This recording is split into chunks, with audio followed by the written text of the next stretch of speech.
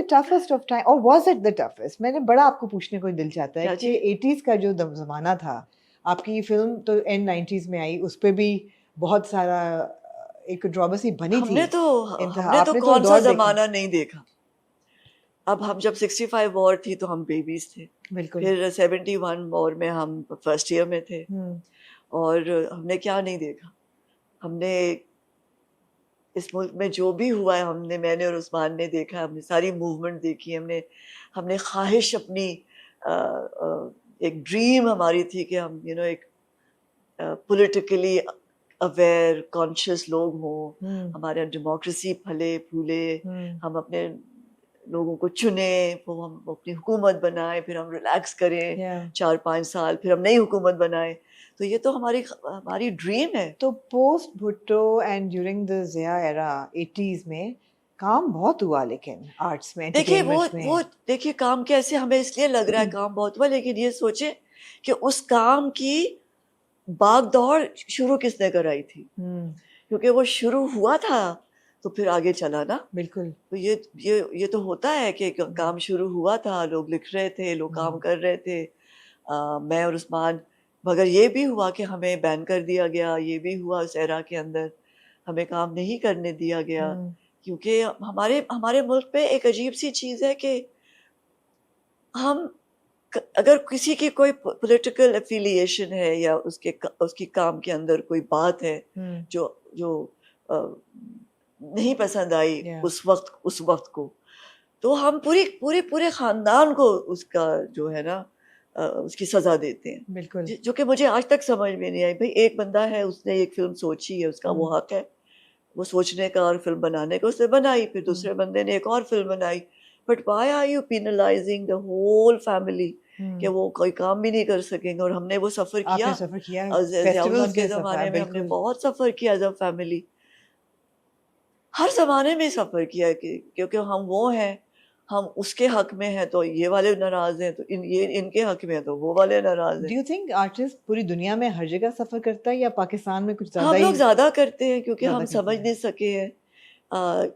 अब वो लोग बहुत सफ़र कर रहे हैं across the border. You think so? हमारे जो प्यारे लोग रहते हैं ना उस तरफ, हमने तो 70s से सफ़र किया हुआ इस मुल्क में। हम आदी हो गए हैं, है ना, हम आदी हो गए हैं। हाँ, और नहीं होना चाहिए आर्टिस्ट को के ऊपर कोई कदगन नहीं होनी चाहिए। उसको करना चाहिए अपना काम, उसको पेंट करना चाहिए, उसको लिखना चाहिए, वो जो महसूस करे, और किसी को नाराज नहीं होना चाहिए, क्योंकि आप सोच पे कैसे पाबंदी लगा सकते हैं, आप एहसास पे कैसे पाबंदी लगा सकते हैं।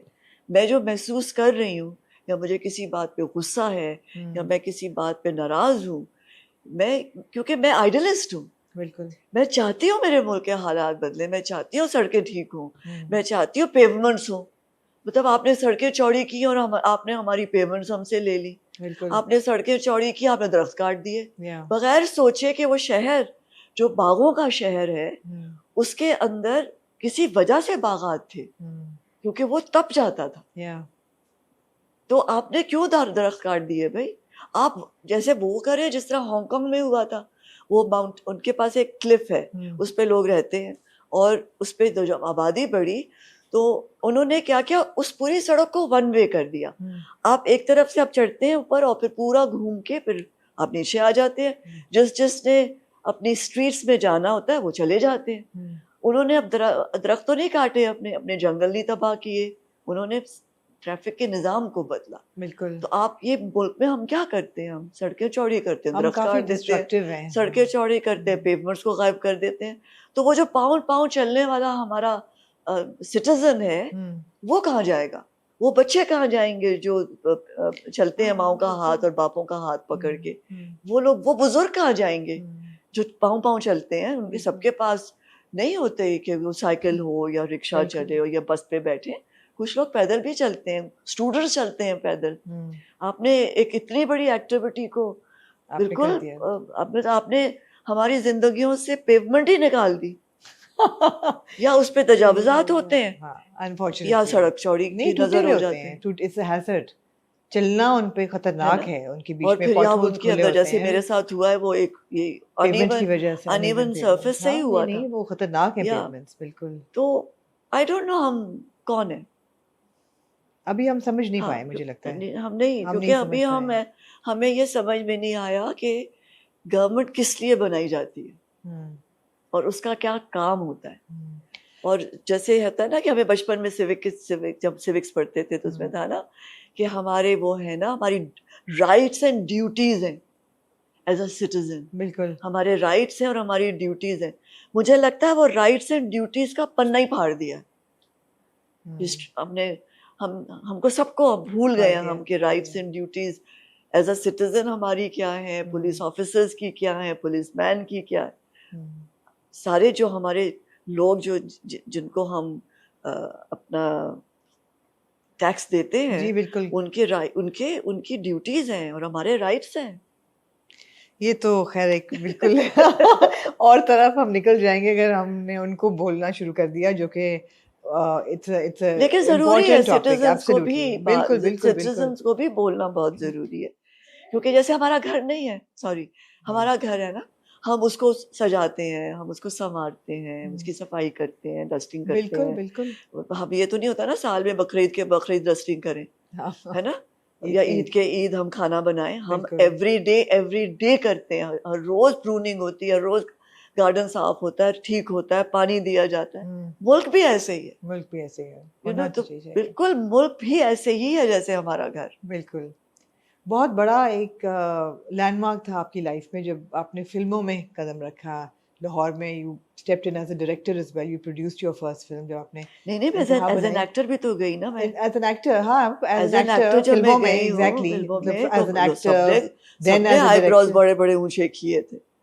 तो बट मुझे वो है ना, बताएं। मेरे में एक सरफिरा इंसान है ना। हाँ, मैं वो नहीं कह रही थी हाँ, कि फिल्मों में जब आप आई एज हाँ, an actor, then as a director, लेकिन एज एक्टिंग लाहौर में जितना मैंने पढ़ा सुना, आपका फिल्म इंडस्ट्री का एक्सपीरियंस बहुत अच्छा नहीं था। ये मिसकंसेप्शन है या? हाँ, मेरा एक्सपीरियंस अच्छा नहीं था एज एन एक्टर। मुझे एज एन एक्टर जी। I wanted to do much more than हाँ, just be in a mould. तो क्या लिमिटेशंस तो वो क्या थी लिमिटेशन थी, वो मोल्ड जो बनाया हुआ था ना, एक मोल्ड था हीरोइन का? जिसमें हीरोइन का कि उसने अंजुमन की तरह लगना है या शबनम की तरह लगना अच्छा। है। मगर बाबरा भी तो थी, हम्म, सबीना भी थी। हम्म, तो why would you make Babra look somebody like hmm, me and hmm, me somebody like Shabnam और या अंजुमन? हम सब अलग तो अलग थे। Individuality celebrate. हाँ, और मैं एक और तरह से गाने पिक्चराइज करना चाहती थी, मैं हम्म, और तरह से एक्सप्रेस करना चाहती थी। I hmm, wanted to use my face a lot, yeah you know, not my body, हाँ, है ना। यू अंडरस्टैंड कि वो I yeah wanted to absolutely. Express, I wanted to be funny, I wanted to be naughty, I don't want to just be just very stupid femme fatale, yeah but वो मुझे जब समझ आ गई कि नहीं, ये नहीं हो सकता, तो आई लेफ्ट इट। और मेरी आदत है कि आई विल ट्राई, हाँ, but if I think it's not good enough I leave it. और you मैं and बड़े you left खुशी, it, हाँ, and you left it, हाँ, जबकि it was a really successful I said career. yes. I was very successful as a actor and Absolutely. I was very successful also as a director. पर बिल्कुल। जब मुझे लगा कि नहीं, it- मैं क्या बन जाऊंगी, मैं I will be one of the many. I हाँ, don't want to be one of the many. I've never wanted to be one of the many. So I walked away. मैं वापस एक्टिंग में आ गई। not easy to walk हाँ, away it's not easy, from that but it's fame not and difficult also जब आप हाँ, ठान लें। क्योंकि अगर आप अपने सारे दरवाजे सोचते हैं यही हैं, या आपके सारे किश्तियां यही हैं, तो फिर तो आप सोचते हैं कि आपने जला दी, अब वापसी का रास्ता नहीं है। हाँ, लेकिन कितने सारे वेन्यू हैं। फिल्म नहीं है तो टीवी है, टीवी नहीं तो थिएटर है, थिएटर नहीं तो मॉडलिंग है, आपने किया ये एंकर फिर एंकरिंग है, एंकरिंग अपने है। शोज करो। मुझे याद है अभी भी, मुझे एकदम मेरे जहन में एक ना वो इमेज आया है। you were a Lux girl, है ना? Yes, Oh my God, and that image. वो याद है आपको हाँ, वो एड्स आपको याद है? मुझे याद है। और मैंने बड़ी मेहनत की थी वो पियानो को प्ले करना हाँ, in sync. पता नहीं हमें मिल सकता है वो I used to शायद get up at 6 in the morning and the teacher used to come to teach me how. for an ad. For an ad. Imagine. 6 o'clock in the morning, my teacher used to be there at the हाँ, hotel and I used to learn from her how to play that piece hmm, so that the body language is right. yeah. You know, when I would move in a certain way with that key. हाँ. ऐसे नहीं लगे ना, ऐसे ऐसे कर रहे थे। मैंने सितार भी सीखा था अपने फिल्म आई थिंक बुलंदी के लिए।